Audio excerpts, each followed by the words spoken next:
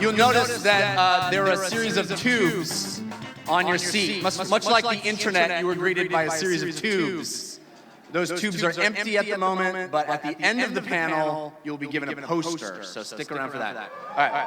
Oh, yeah. You gotta fill your tubes. You gotta fill your tubes. Welcome to the Heroes of the Storm PAX East panel. My name is Jeff Kanata. I'm your moderator. You may know me from the DLC podcast, video game podcast on 5x5, or Into the Nexus. Hopefully you guys listen to Into the Nexus. Thank you. I'm so excited to introduce our panel, starting with production director for Heroes of the Storm, K.A.O. Milker. Hi, guys. Lead hero designer, Matt Villers. And creative content lead, Kevin Johnson. Give it a hand.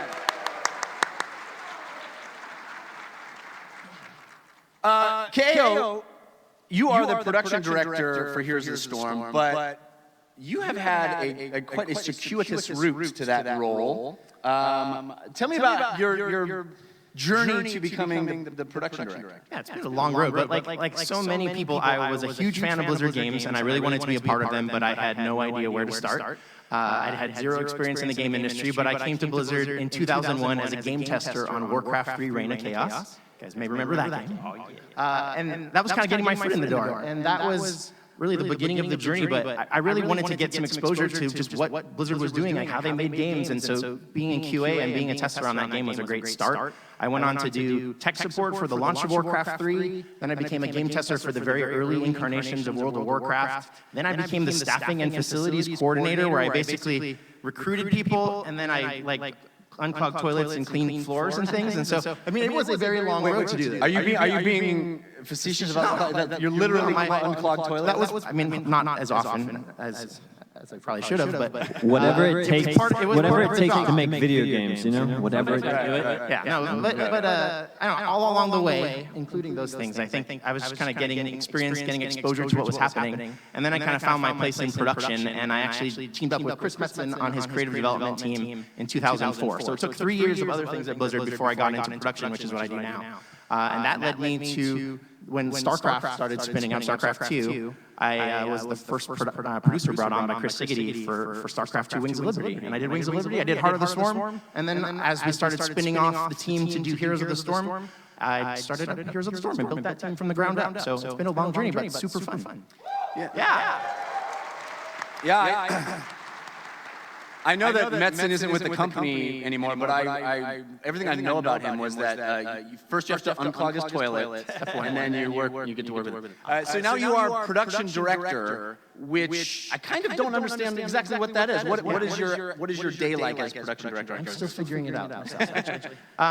Actually, I work really closely with Alan DeBerry, who's our game director on Heroes, and also with our tech director and our business director, and we kind of chart the course of the game. So really setting our overarching goals, the vision for the game, and then a lot of my job is really supporting the team so that they're prepared to execute on that vision. So our team is really big, it works really hard, and as you guys see, we add tons of content, tons of patches to the game. It's kind of this unrelenting drive to just bring you awesome content in Heroes, and I'm really supporting the team to make sure that they can do that. Awesome. Matt, you are lead hero designer, and much like K.A.O., you have had an interesting road to that position. Tell me about your journey to where you are now. So I kind of had a background in customer service, and I knew I wanted to work at Blizzard. I loved the games. I had no idea what I wanted to do. So I started out in customer service. You might have actually talked to me on the phone at some point, GM tickets, something like that.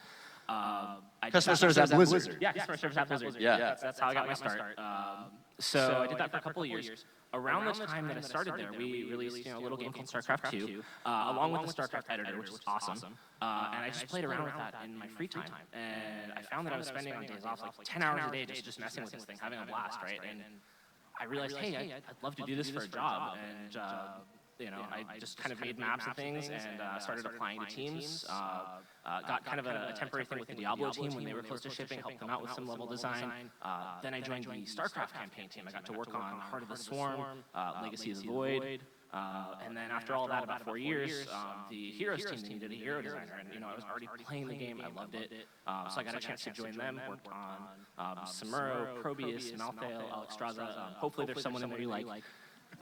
And yeah, nowadays I'm a lead hero designer. Well, as somebody that worked in customer service myself, I can say that was perfect training for you to move to the Diablo team, because you're already dealing with demons from hell. What are your responsibilities as lead hero designer? What are you doing day to day? So the cool thing with the hero design team is we're all kind of together, and we work as this team, kind of bouncing ideas off of each other, and we support each other in a big way. But for the lead hero designer, it's kind of like the big support. Like, you're kind of helping everyone else on the team, like, guide them on their path and make sure that they have, the help that they need, help them get unstuck if they're like, I don't know what heroic to do for this guy, or working with other teams, talking to the art team, making sure we're on the same page about how we want to do effects so it's easy to see what's going on in the game, talking to programmers, producers, and really just kind of representing the hero design group to the rest of the team in the company. So you're figuring out how these characters that we know from other Blizzard lore are going to work in this game, but you're doing it leading up an entire team of people who are all contributing to that process. Yeah, we're all kind of thinking about the rules. Like, we'll start with, hey, you're assigned this hero, you're going to do, Phoenix or whatever, right? And then we'll start, okay, we know it's Phoenix, we know a little bit about his background. What about that background is inspiring to us that we're going to make abilities off of? What kind of character we want to make? We'll also talk to the live design team, those are the balance guys, and we'll be like, okay, what kind of role do you think would be useful? Like, what consideration should we have for balance purposes, for the meta, things like that as well? So we try to take all that into account and make the best hero for the game at that time. Well, I love this game. I play it every day, and I'm sure a lot of people out here will agree that the heroes that have been coming into the game have been so high quality. The game is just cooking right now, so kudos to you for that. Phoenix is just a freaking awesome hero. Thank you. Thank you for the agreement. Kevin, much like these guys, you did not have a direct route to your content creation role. Tell me about your history with the company. Yeah, absolutely. I want to jump in that. First, I want to thank you guys for coming to this panel. We really appreciate your passion for this game, coming out in the cold, getting it on. We're excited you're here. So thank you for being here with us. Also, thank you, man, for being here with us. Oh, this is my pleasure. Yes. You're awesome. Your passion for the game is real, and we appreciate that a great deal. So my journey at Blizzard started in 2012, where I came on to the community side of StarCraft II: Wings of Liberty. At that time, we were really trying to figure out how to get a stronger presence on YouTube and in some of our social media work and stuff like that. And so that's where it began for me. I had a background in film and in acting. I lived in New York City for a really long time. So learning to communicate or using those tools like video to communicate, were something I was very, very passionate about, stories as well. So it sort of grew from there. When the Heroes team sort of spun off, we built a community team around that. And continued to sort of push that, especially with Heroes as a free-to-play game. We knew the need to communicate increased, tenfold over a boxed game like StarCraft. And so we wanted to make sure we were going to be prepared with video content, social media content that was going to serve and a passionate player base like you all. So that's where I began. And then I jumped over to the dev team proper to kind of continue overseeing that work, but just doing it on the dev side. So providing feedback, providing more input, but from the dev side. And I'm sure many of you are having that situation right now, like when you hear see a DJ for the first time. I know that voice. That's what that face looks like with that voice. Kevin, of course, is the voice of all of the Hero Spotlight videos. Tell me a little bit about what that process is like of condensing all we need to know about a hero in a very short time. Yeah, for sure.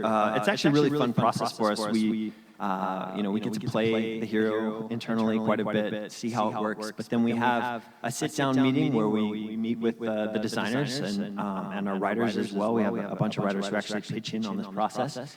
And we discuss the hero, we talk about how do we boil this down, because as you all know, these heroes are very complex. There's lots of nuance to them, especially with the talent trees. How do we boil it down to the most important essentials and give a few tips as well for people who are both going to learn how to play that hero, as well as try to play against that hero. So we try to make sure we're being very succinct and to the point, but try to get it all in there in a helpful way. Yeah, I think you guys do a great job. I really love those videos. And I'm so glad we started there because I'm sure there are many of you out there who dream about getting into the creation of video games. We have game tester, customer support, community, and look where they are now. That's a pretty amazing thing. So I think it's encouraging for anybody that wants to get into the game creation. Okay, we're all friends now. We know who we are. We know who you are. We're all excited. And I gotta say, I know that this is the very beginning of PAX. There's a lot to see out there. There's a lot to do. We appreciate you guys being here. I know there may be some temptation to leave and go do something in the middle of this panel. But on behalf of everybody up here, I would just like to say, to welcome you to stay a while and listen. Oh, we have a hero to announce! Deckard Cain is coming to the Nexus, everybody!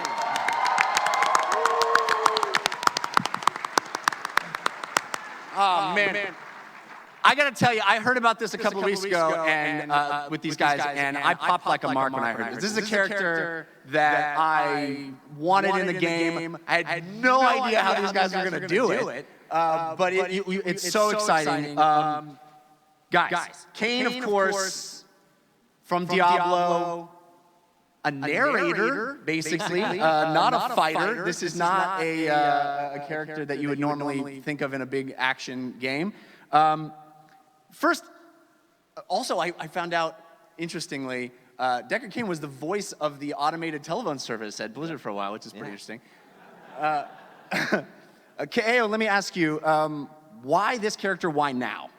We asked ourselves that question a lot for all of the heroes, but I mean, Deckard is somebody who we all have relationships with that go back really far. A lot of nostalgia, a lot of love for him. He's always one of those characters that is really high on the list when you ask anybody, like a hero that will come, although the next question is how do we do that, and no one really seemed to have an answer. But that's where Matt and the design team and everyone came into play and really stepped up to that challenge. So let's follow up on that, Matt.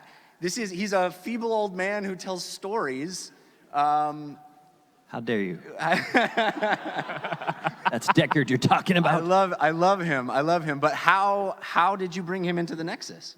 So Deckard, of course, as you just mentioned, he's a narrator, not a fighter, right? And that's something that's, I think, different from all the other heroes we have in the Nexus. I mean, even someone like Probius, right? You have epic probe victories in StarCraft, it happens, right? But Deckard you've never seen on the battlefield, so how's that going to work? That was kind of our biggest challenge approaching it, and it made us think about him a little bit differently from how we do other heroes.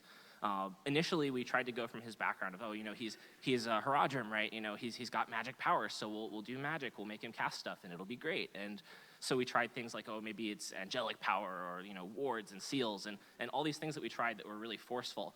And it just kind of didn't fit him. We kept getting feedback from the team that, Deckard wouldn't do that. And we're like, okay, we'll go wacky with it. Maybe he uses the heroic abilities of other Diablo characters like, Diablo or Tyrael, it's like, no, that doesn't feel like Deckard either. And what started really working for us was when we did abilities that were kind of more tactical, more clever, right? This guy's, he's a scholar, he identifies things and he knows stuff, but, he's really smart and he's got a lot of wisdom. So rather than being forceful, he outplays you, and that's how he feels great to play as. Okay, my understanding, though, I'm not super up on my Diablo lore, but isn't he dead in the Sanctuary? That's another part of the magic of the Nexus, is that we get to grab these characters, get snapshots of them from various places and times. We get to reinterpret them and bring them into the Nexus to do their own things. Okay, so magic place where magic happens, guys. We can talk a lot about the details of his kit, but we were just discussing how great Kevin's videos are, so maybe we'll just show you.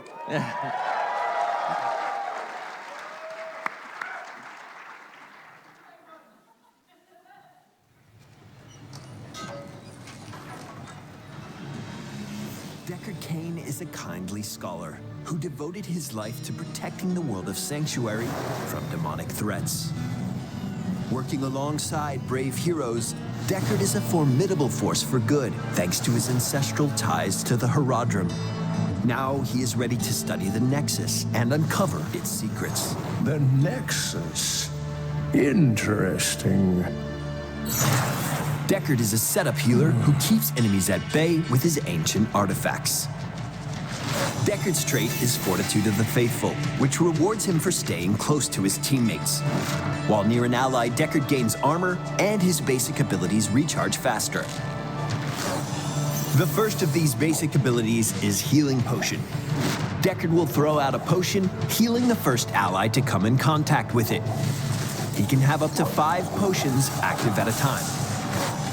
Deckard Deckard's W ability releases the Herodric Cube, which deals damage to enemies in its range and briefly slows them. Herodric Cube is one of many tools Deckard can employ to control his enemies and set up his teammates. In this vein, Deckard can also use his Scroll of Sealing ability to unfurl a protective scroll that forms a triangle underneath enemies, damaging those inside and rooting them for a short time. Stay a while and listen. Stay a while and listen is Deckard's first heroic ability. He tells a riveting tale to enemy heroes in an arc in front of him, causing them to fall asleep. Though highly effective, Deckard's stories only sleep enemies once per cast. Deckard's second heroic ability is Lornado. Deckard's many books and papers form a swirling vortex that travels in the target direction, constantly pushing away enemies that come in contact with it.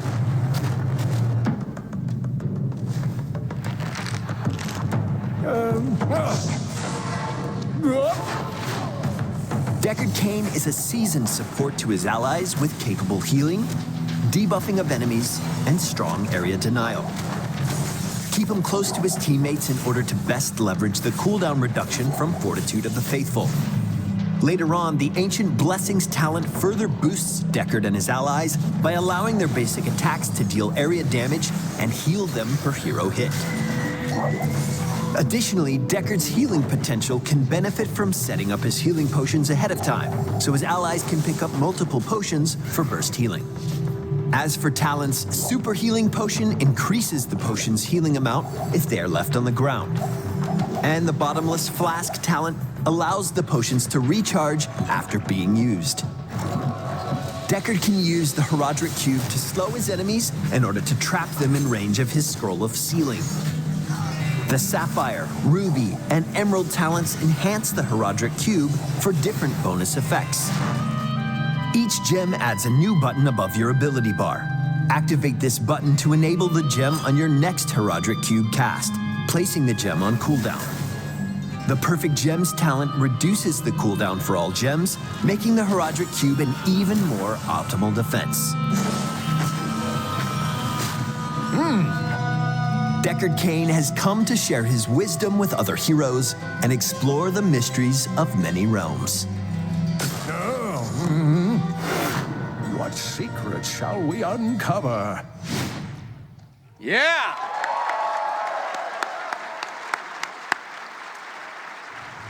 Yeah.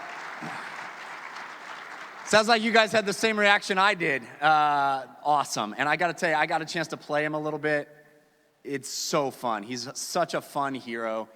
Matt, this is a new kind of support, a setup support healer. What is that? So basically, the idea behind what Deckard can do is that if you're thinking ahead, you can actually get a lot more kind of effect out of your healing than you would if you're just kind of throwing out potions in response in the moment, right? You can potentially support multiple lanes at once, right? You can hop on your mount, right up to the upper lane, drop some potions there, come back down. I mean, the potions don't expire, right? You can have up to 5 out at once. So, you know, your guy up top, you know, he takes some damage. A minute later, he just goes and grabs those potions, and you're down in the bottom lane healing someone else at that point. Like, it's this really cool kind of style where if you know where healing's going to be needed in advance, you can really take advantage of that. So you can support heroes when you're not even there. I got a few questions. Can the enemy see your potions? Yeah, they can see them. Can they damage your potions? Nope, they cannot. Can Deckard drink his own potions? Yep, he sure can. Awesome. I love this. So the Herodric Cube just seems like such a bonkers idea to put in this game. You've got potentially 3 gems that you can slot into it to create different effects based on, and it's on his W. It's a basic ability. Tell me about bringing the Herodric Cube into the game and what that's all about. Sure. So we knew early on we wanted to have the Herodric Cube in some form. We weren't sure kind of what that was going to look like, but we tried a few things. Kind of the early version of it was actually he'd place it on the ground, and then he'd like throw his other abilities into it, and it would make them do cool things. We realized doing this that it actually was kind of limiting to have to put all your abilities on this one spot that you predetermined, and we wanted more freedom to make decisions. So we made this change where you can kind of aim it anywhere, but then he's got all these talents. You saw the gems, right, where he can modify on the fly, like what's the cube going to do this time based on what you throw into it, which is, I think, pretty cool.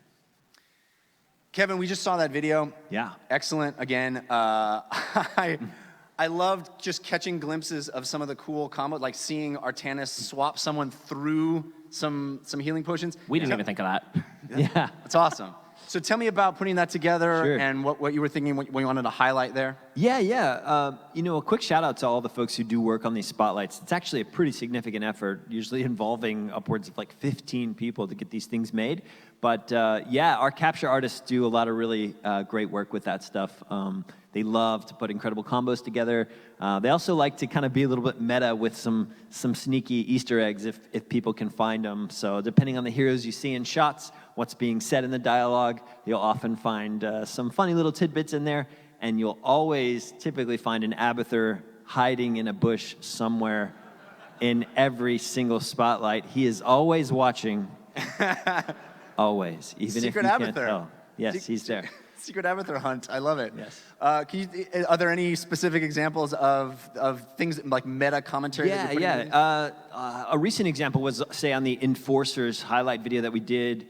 For instance, we had Johanna in her new skin, which is super badass and amazing. And you see her taking down Maiev, right? Like, that shot is like really us saying, like, Johanna's so badass as an Enforcer that she can even take down the Warden, right? This Maiev, this iconic character who's all about jailing fools. You know what I'm saying?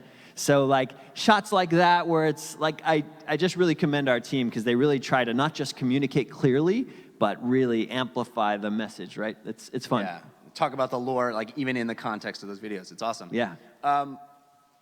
So, Matt, you kind of touched on a little bit the idea of some of the iteration that happened with Deckard, and I imagine a very challenging hero to bring to the Nexus. Can you talk about some of the other ideas that you didn't go with and what that journey was in bringing him? Was there ever like a crazy idea to make him an auto-attack assassin or anything like that? So we were pretty sure early on we wanted him to be a support. So that part we were sure on. It was just a matter of how is he going to do that, and that was kind of a big question mark for us because again, he's this scholar guy. He does identify, and actually we tried identify. We gave that to him. He was going to identify enemy heroes and reduce their armor, and it was one of the weirdest things we've ever done. Didn't feel great, but we tried it. We also wanted to try some other kind of crazy stuff for his heroics, taking inspiration from Diablo, like. In the opening cinematic for Diablo 3, there's that whole meteor thing, right? So we went, okay, we'll do a heroic called the End Times, and it's going to have Deckard like predict a meteor strike that's going to come down onto him and knock enemies away, and then a second later he'll just emerge unharmed from a town portal. Hey, mystery solved, right? So that was cool, but it encouraged Deckard to just straight up run into the enemy team, which was kind of weird. So we ended up kind of shifting over to that Lornado you saw, which also, I don't know, is super cool. By the way, that's vector targeted, so you can control the direction it goes in. Let's see, what else? I think that kind of covers the craziest stuff that we tried. Well, it's interesting to me because looking at the last few support characters that have come into the game, Stukov, Anna, Alexstrasza, all of them seem to have some sense of relying on your teammates to do the right thing in order to maximize your healing output, and it seems like that's the case here, right? You put a potion down, if the wrong idiot jumps on it, then it's not as efficient. Is that a design decision that you guys are consciously going forward with? And what does that mean for the support role, really? So the big goal for us is that as a support, we don't want you just playing whack-a-mole with health bars, right? We want you to kind of think about what you're doing, be able to do really clever things, kind of distinguish yourself by saying, hey, I'm really good at this character and I can do smart stuff and feel awesome about it. We don't necessarily want to require that you rely on allies, and we actually try to limit the degree to which that is, because otherwise it can be frustrating, right? Like for Deckard, you can throw potions directly on people if you need to, or for Alexstrasza, when she had her abundance ability, we wanted to make sure she also had a direct single target heal so that she could get those reliable heals when needed. But we do want to have this sense that like you are making these moment-to-moment decisions as a healer. You've kind of got your own little mini game. You'll even see that with some of the reworks that we're doing, like with Malfurion. We wanted to give him just kind of that extra layer of depth and things you can think about besides responding to whoever's lowest health. I think it's really fun. I think the last few, I tend to be a support main myself, and I think the last few supports have been, shout out to the helper bots out there. One of the things I love most about this game is how you guys embrace the whimsy. You know, there's a sense of humor in Heroes of the Storm that I love. If you got, you got your Bikini Stitches skins, and you got your Pajama Thur, and you got even heroes like Murky and Cho'Gall. There's a sense of humor that permeates the game that I think is really wonderful. And K'eo, I'd love for you to speak to the challenge of walking that line between creating something that is a serious esport and a very fun, thrilling game, but also light and silly at times.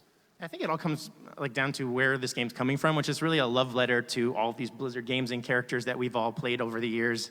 And there was always that, when you went looking for it, you'd find that humor, that, whether it was the exploding sheep or the piss lines that the characters say when you click on too many times, or some side quest in WoW. There's always that thing waiting for you to discover it. It's not the core of the game. Like you said, Heroes is a competitive game, and so it is serious and hardcore and badass, and it has these things going for it. But we love to find those little places to kind of celebrate those moments that we all enjoyed in all the other Blizzard games. And it feels like Deckard is definitely, he's been the butt of a lot of jokes over his history in Diablo, and it sounds like, Kevin was telling me on the walk over here that when you do stay a while and listen, his heroic, he literally, there's an audio cue of him starting to tell us, well, here we go, let's start to, once upon a time, It's awesome, yeah. It's good stuff. I say this a lot, but I commend our writers. They not only know Blizzard games super well, but it's such a rewarding thing as a fan of these games to be listening to a conversation between two characters that's pulling on that one bit of story that you recognize, and it's such a reward, I think, to you guys, to myself. When I'm playing that, I'm just like, oh man, that's so great. It's so smart. It just helps you share in the joy that you've had all along the journey playing these games, all across the years. It's really fun, and our writers do a really great job of pulling that out, making some funny jokes that are really smart and very witty in that regard. So. Yeah, I can't wait to see, and maybe you guys can mention any fun interactions, but I can imagine some of the interactions with other characters, like Lucio giving him a speed boost, and he's like super fast walking Cain, Hold up, Sonny. Yeah. It's so great. And it's awesome to see Deckard Cain here come into the Nexus in all his resplendent glory. But I feel like it would be even better if he was here. Yeah. Don't you think? I agree, yes. What are the odds of that? He's a fictional character, so it seems like it would be hard if he was... What? He town portaled in. Maybe taller than you expect, but he is here. Deckard Cain, ladies and gentlemen.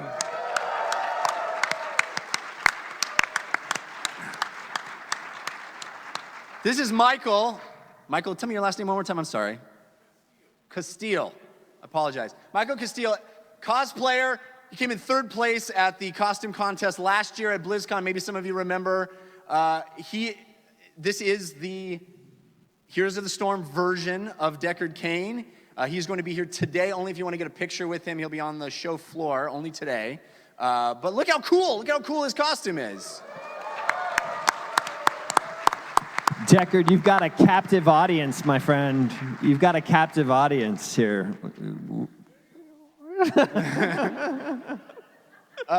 Here's a microphone if you have a free hand. I'm just going to ask you a couple questions, because you built this costume yourself.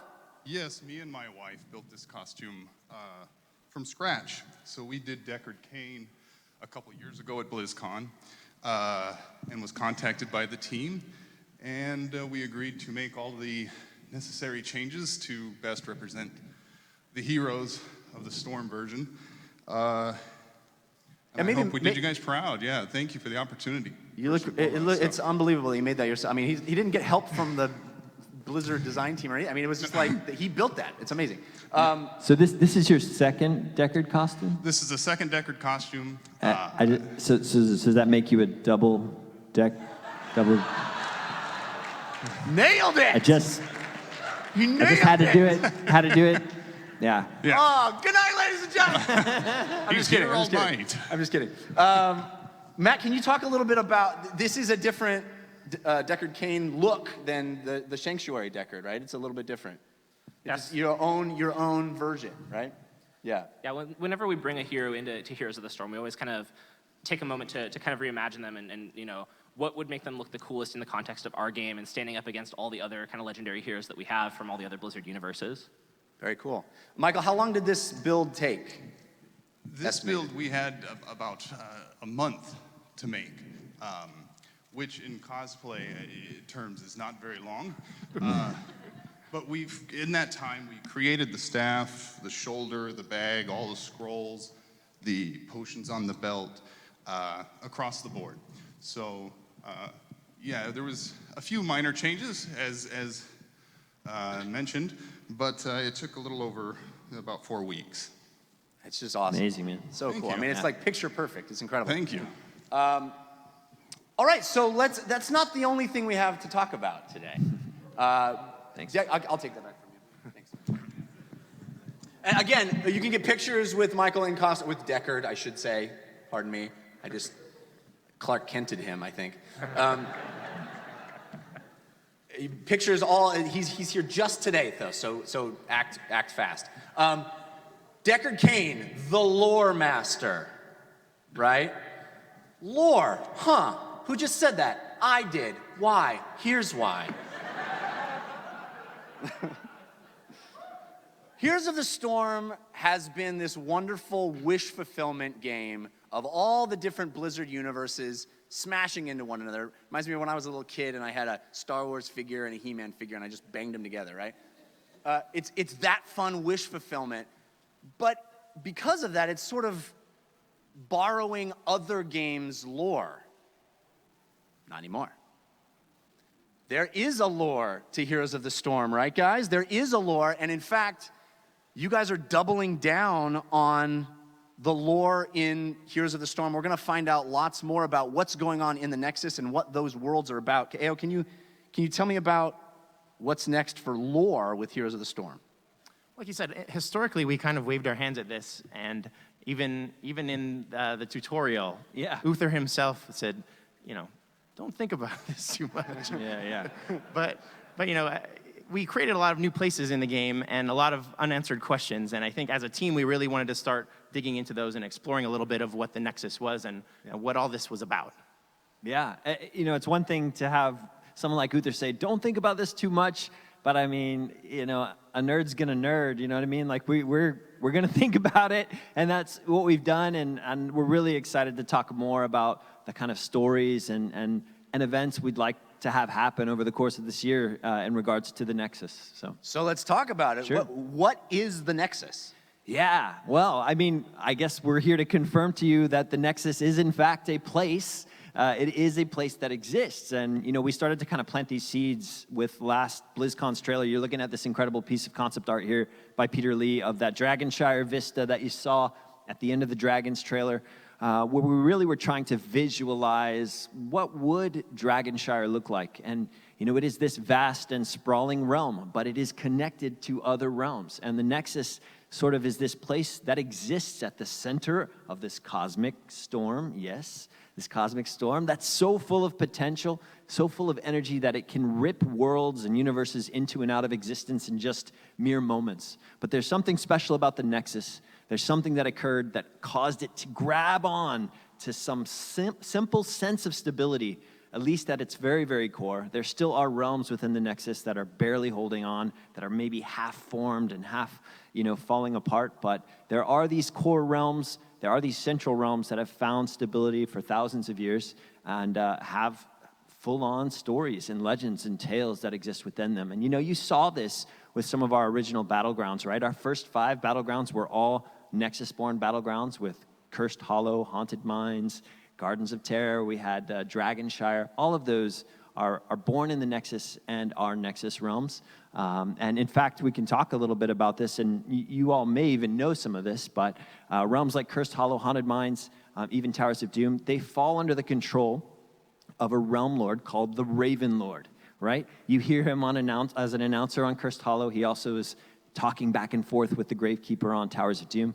But he is the realm lord for Ravencourt, which is the realm that those battlegrounds consist in. We also have the Lady of Thorns, who is the announcer on Dragonshire. She is the realm lord over King's Crest, which contains Gardens of Terror, Dragonshire, who knows what else, right, when you look at a picture like this.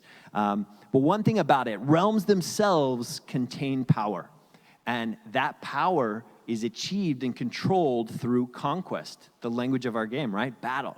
And whoever can control a realm, whoever can gain control, receives access to a powerful stone, an item that we call a singularity. We've hinted at these sort of items in the past, right? You've seen crystals and things like that, but the singularity is what grants the Realm Lord their almost demigod status. They're sort of paragons of Nexus power. I think we even have a picture of it at some point. We can kind of take a look at that, but so Realm Lords, realms, and of course we have heroes who are wild cards within this narrative, right? They are agents of change. They're individuals who can either ally with certain political interests or defend other interests. We have a whole incredible sort of landscape for narrative here, which is awesome. Super cool. So a lot of the most recent battlegrounds that have come into the game have been those StarCraft battlegrounds, Diablo battlegrounds, even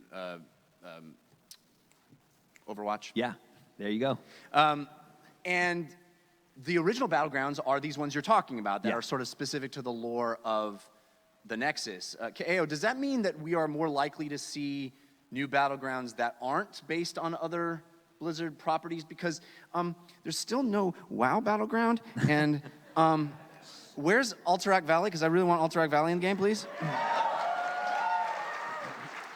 Well, the magic of the Nexus is that anything is possible. Oh, good. So are we likely to see more battlegrounds that aren't based on existing IP, or are we sort of just using the stuff that's already established? I don't know, the fun of it is we can go wherever we want to. Yeah. I think, like Kevin said, the Nexus is just full of this potential. So Yeah, we'll see where we choose to go next. Yeah, and as you guys know, the heart of this game is that love letter to the Blizzard experience. That will always be a part of this game and will always be there. But we are excited to tell some new stories and to give us an opportunity to bring new things to the table as you experience our games, which is awesome. Was there always the thought in the beginning when these battlegrounds were designed? Were you guys already sort of thinking about a backstory for some of this? Because we do have this fight in Towers of Doom between these established characters that are Realm Lords of other battlegrounds. Was that always a consideration? Well, in the very beginning, we knew we wanted to start exploring some new places and set up some things. We just weren't sure when we were going to be able to pay off on that. And I think what's been exciting for us over the last year or so is that we really started digging into this, and now we get to really talk to all of you about it. You see this stuff, right? If you read the skin descriptions, if you spend time looking through them, reading the different skin packs and how they relate to one another, our writers, our team, we take that all very seriously. I think Towers of Doom is a really great example of sort of the beginnings of political turmoil, or you're seeing a character like the Gravekeeper try to vie for control of the realm against the Ravenlord. It's a very common thing that you can see, especially in some of these long-standing realms where you have usurpers, right, who are really trying to take over this greater sense of power and control. It really was kind of a first step in some of that broader narrative. So you just mentioned that even the skin packs, the themed skin packs we've been seeing are part of this new narrative? Well, they always have been. I mean, like I said, if you read some of our skin packs, like the superhero skin packs, there's, the good side and the bad side, and, Mecha universe, right? We had a good look at that. In fact, I think we even have another concept art from that as well. We take these worlds, these metaverses very, very seriously. If you saw our Mecha trailer back in early January, Peter Lee did an incredible piece of concept art for Neo Stormwind, which we put in the beginning of that trailer as well. And again, it's just this awesome re-envisioning of another realm where our characters are full-on multi-story mechs, and there's so much we could do to tell stories in that world. Here's that piece of concept art, which I don't think the world's seen yet. This is probably the first time you've seen it. That's Mecha Stormwind. Right? Yeah, actually, it's called Neo Stormwind, and you can even see the statues there. A little shout out there to the Warcraft version of Stormwind, but this is the landscape and actually the home of Mechaterial, and something we were excited to explore a bit in early January with our Mecha trailer, which if you haven't seen, you should go check it out. It's so awesome. Yeah. It kind of reminds me of when I was a kid reading DC Comics, and you had Elseworlds tales, right? So you have these heroes, what if Superman landed in the Soviet Union? Or Right. something like that. Yeah. It's like that kind of. Absolutely. I mean, great. there's so much we can do. There's so many different ways we can envision these characters, both that play with that Blizzard experience, right, where you see Illidan as the Shando and Malfurion as the Betrayer, right? We like to do that thing that's sort of still playing in that sandbox, but just alternate versions of it. But then we want to tell totally new stories as well. And we're excited to kind of begin to build a stronger foundation for some of that going forward. Yeah, exactly. Dreadlord Jaina is a perfect example. Actually, I think we even have an image of that, right? Here's an example of another story where this guy's a plant. Yeah, nice. You know our flow. Yeah, she was a perfect example of that, right? Like Jaina is not a Dreadlord in Warcraft, right? Unless there's probably people out there. Okay, I've stirred the pot. I'm sorry. But she definitely she exists as a version of herself as a Dreadlord in the Nexus for sure, right? And we saw this crew in the Kel'Thuzad trailer. They're up to no good, and they have their own story, and they have their own agenda. And, this happened on Towers of Doom, and Kel'Thuzad, I mean, it's interesting to think, what is his relationship to the Ravenlord, right? Well, what does the Ravenlord think about this kind of crew getting together? Like, that's an interesting idea. And so those are cool stories, and again, there's so much opportunity, and we're going to have to pick and choose as we begin to walk down this path.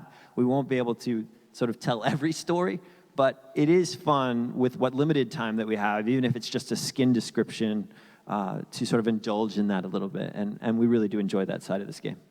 We should say there will be Q&A at the end, so guys, start thinking of your questions now. Matt, are the hero designers thinking about this stuff that Kevin is talking about as they're designing heroes? Yeah, so actually the very first step in our process when we go to design a hero is, we assign out, whoever's responsible for it. And then that very first meeting is the writers get up there and they kind of do a presentation for us. Kind of here's the hero's full background, here's where they've came from, what they've done, what powers they're known for, all that kind of stuff. And we use that and sit around and think of, okay, based on that, what would it be really amazing for them to do? So that's a very big part of our process is we want to take that inspiration from where they came from and make sure that it feels like the character in our game as well.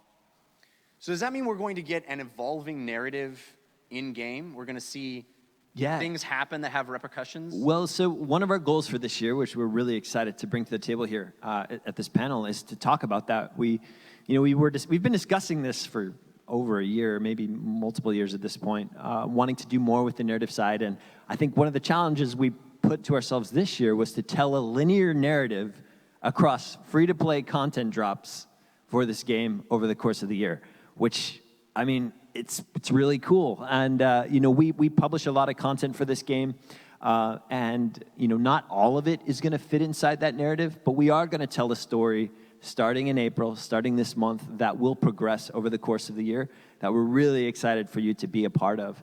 And it all begins on Ravencourt, with Home of the Ravenlord. Yeah, here we go. Here's another really killer piece of concept art done by Peter Lee. This is the Raven Tower, Home of the Ravenlord. That's going to be the starting point for our narrative this year. I think that's so cool. So basically playing the game, the content drops that are coming out, not only will be themed, but will actually tell this evolving story, the politics of these realm lords, you talked about the singularity that is this energy force that is being fought over. So there's this meta storyline that's going on, even as I'm competing game to game in this awesome. Well, yeah, so the majority of the content this year is probably going to exist a lot outside the game. We have some more announcements. I don't want to spoil everything for you about how it will manifest in the game, but certainly the ways in which we've brought it to the table in the past, like skin packs and the like, you will certainly see as well, but I don't want to spoil everything. But we do have an announcement to go to today about... Oh, an announcement? Yes, I would like to share with you that we are going to kick this all off in April with our first comic for Heroes of the Storm, Rise of the Ravenlord. This is a look at the work-in-progress cover here, written by Valerie Watrous. Kat Chan is our artist. Really talented artwork going on here. But yeah, this is going to be coming out this month. Here is our Ravenlord, your first look at what he looks like. And of course, the singularity there, up there behind the title. It's an exciting point. It's a first step for us. We want your feedback. We want to know what you think. If you're excited, if you think we're off the rails crazy, definitely let us know. and we look forward to bringing more to the table. It's kind of what I thought he would look like. It looks like a Raven Lord. That's really, really cool. That is coming soon. We don't have a specific date. I think we're just saying April right now. April. Yeah, April. And Deckard Cain is the next hero coming to the Nexus. Yep. That is right. Very soon as well, right? Very soon. I think we can say what? We'll be on PTR here in just a couple weeks. PTR in a couple weeks, yes. Awesome, awesome, awesome. So that's what we have for you. I'd love to take your questions. We have microphones set up in each of the aisles. If you guys have questions for these guys, we would love to hear what you have, what you would like to know. I am super, like I said, I got a chance to play. Yeah, thanks. Yeah, congrats. Yes, round of applause. I got a chance to play Deckard Cain, and my goodness, is he fun to play, dropping potions at people, around people, on people, snaring people in the scroll. It's awesome. So I can't really see both lines, but we'll try to, that's right. We'll try to go back and forth. Let's start over this side first. Don't forget the poster announcement. Oh, sorry. Again, posters. Posters. Into your tubes at the end. Okay. Yes, I can't see you, but I would love to hear you. This one is specifically for Kevin. Yeah. When are we going to get the Kevin announcer? Oh. Yeah! Oh, thanks. Thanks, guys. I really appreciate that. People ask a lot, and I'm ready. I don't know. I'm ready and willing. right. We'll see what we can do there. I guess this is a question for KO then. Sounds cool to me. Yeah. Awesome. Next. All right, so two really quick. One, you said Tyrael is in charge of Neo Stormwind. Who would be in charge of, like, Umbra Orgrimmar? Oh, I'm so sorry. Excuse me. He's from Neo Stormwind. Okay. Yeah. So he is a mech that is sort of a representative of the defense force that supports that city. Yes. But yeah, I think these are great questions, right? This is the kind of thing that really gets us going, where it's like someone's in charge, and or if not, someone's vying to be in control. And that's one of the things that's so compelling about the Nexus and this idea of this storm power, right? What exists in these singularities and what they're capable of providing. It actually unlocks that even broader story, which is, how did this come to be? How are these realms connected, and why? And that's that thing where some realm lords care, some realm lords want to know, others are content to just rule calmly and at peace. And maybe they don't even know. Maybe they don't know there's a broader story, right? But there's more to tell, and those are the things that get us excited, for sure. That's super exciting. And then the last one real quick, did you get the idea for Tyrael from Carbot with It'd Be Cool If? Oh, John's awesome. He's actually a really dear personal friend of mine, so we watch his stuff all the time. He's a real creative guy, too. I mean, you guys probably saw really his cool. It'd Be Cool If Deckard build when he designed a Deckard as well. So I think he has a talent inspired by that. Yeah.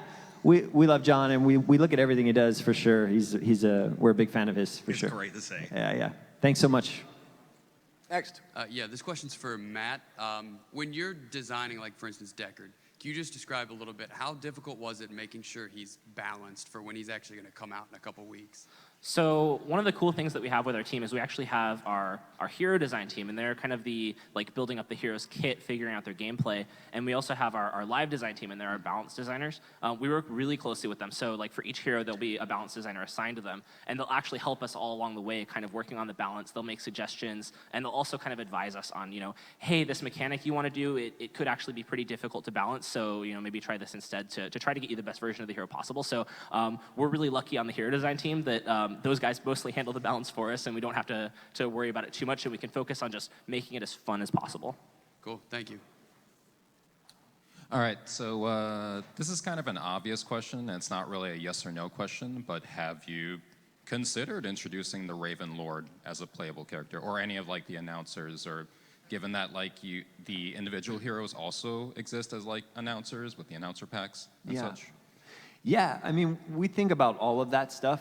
Even, I think the thought has crossed, like, do Realm Lords, should they be on the battleground here with us? I think right now we're really focused on just bringing heroes to the table. And I think one thing we are articulating here to you today is that there is a difference, there's a difference between how we consider heroes in the landscape of the Heroes of the Storm narrative, and Realm Lords. Realm Lords they're almost these, like I said, sort of demigods, are almost like paragons of Nexus power. And I think seeing them on a battleground, we'd have to figure out what that would look like, right? Because they do have access to a greater sense of power than I think even just our normal heroes do. And so that would be an interesting thing to consider for sure. But things like announcer packs and how do we do more and bring more of this into the game? Those are conversations we're always asking ourselves for sure. Yeah, there's a lot of things we consider when we're deciding what hero to bring in, many angles. But the cool thing about this is it opens up possibilities, which makes things really exciting for us. All right, thank you. Next up. Hey, so I have played a lot of Murky, tons of them, and I love him. He's one of my favorite hero designs in any game ever, MOBA or otherwise. But I noticed that he's a hero, and this is my opinion, all right, that seems to rely on other teams not knowing what to do with Murky. Like, your enemy team does not, they have to not know what they're doing, essentially, or not know what to do with Murky. And so I noticed, I was looking at the stats, apparently he hasn't been played in pro play in a year, full year. So I'm wondering, is there, anything coming on the table from Murky to balance him out so that, I know he's a late game powerhouse, but, maybe give him something that it's less about them making mistakes and more about you doing your job really well? I think that's really fair feedback. I don't have anything I can announce right now, but I will say that's kind of a thing we're keeping in mind with some of those kind of split pusher heroes where, we do want to make sure that, you feel like it's you being smart and not necessarily that the other team is failing to respond to you. Thank you. I was amazed that you even could answer that because all I heard was. Yeah, we speak our own language. Next. This is a quick two-parter. The first part just being, are you guys considering making ARAM like a primary game mode? Because it probably condenses what's most fun about heroes, obviously outside of the MOBA, but kind of like the hero brawler aspect. We've heard that feedback, and I think you've seen us too, kind of bring it into rotation more often, partially in response to that. So I think we'll keep kind of watching how people are engaging with that and kind of see what we want to do. Okay, and as a quick follow-up to that, why is Chromie a character in this video game? I love Chromie. I'm sure you do. I think I just got burned. Next up. Hey, it's really good to see you developing a lot of lore for Heroes of Storm. And in, how Blizzard makes their game, a lot of cinematics is involved with, the lore in the past. And I was wondering if in the future, Heroes of Storm will have more things from the cinematic team. Yeah, we are definitely planning to bring more to the table in a visual medium like this. We are really interested in figuring out how to do that in a way that is fully Heroes, that really represents this game at its core. So you're definitely going to see more from us in that regard. We're excited to get your feedback on it for sure. Cinematic team is awesome, but man, that Kel'Thuzad Saturday morning cartoon look, I would love more of that. Did you guys like the Mecha trailer too? Was that something you were into? Okay, cool. Yeah, we've been excited to try to figure out the right medium to tell stories for these metaverses, and I think the Mecha one really lent itself to that style. So we're excited to see what people would think. So, thank you very much. Yeah. Next. Hi. So do you have any advice you could give to somebody who's looking to go at Blizzard and get a marketing internship, in the near future, kind of an idea? Are you selling blue hats? I could. So if you guys go to jobs.blizzard.com, there's a ton of stuff. The company is always looking for great people, passionate people. So I would start there, and literally, from the bottom to the top, everyone is a huge gamer, loves the games, brings that passion to the table. So I don't know, just build your resume, get your foot in the door there, and you can take the route I did if you want to. I don't recommend that one as much, but it works too. So I think we reward people who really care and are aligned with us in that passion. Yeah. I'd also say don't be afraid to reach out to people who are already doing the job you want to do. They're on social media, right? Be polite, obviously, but a lot of them love to talk about what they do, and they're happy to try to offer whatever advice they can.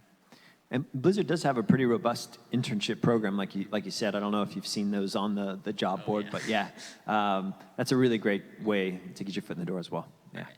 Thank you. Yeah. Good luck.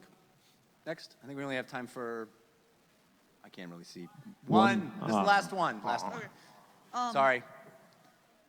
All right, so my question is there any possibility of updated hero interactions or like kill interactions with some of the older heroes with some of the newer ones? So like Raynor and Phoenix, for example? Yeah. That we want to update those as much as we can. It's something we feel the pain of as well, where we want to pay that off as much as we can.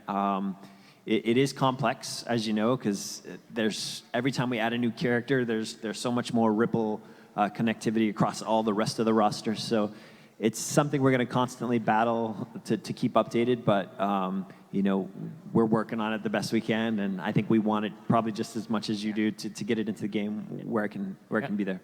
For what it's worth, our writers are really clever, and they actually, whenever we do a new hero, they try to think ahead of what's every possible hero they might want to talk to, and try to like plan out what they would say to them. So we do actually manage to get a lot of that in just because of that planning. Awesome.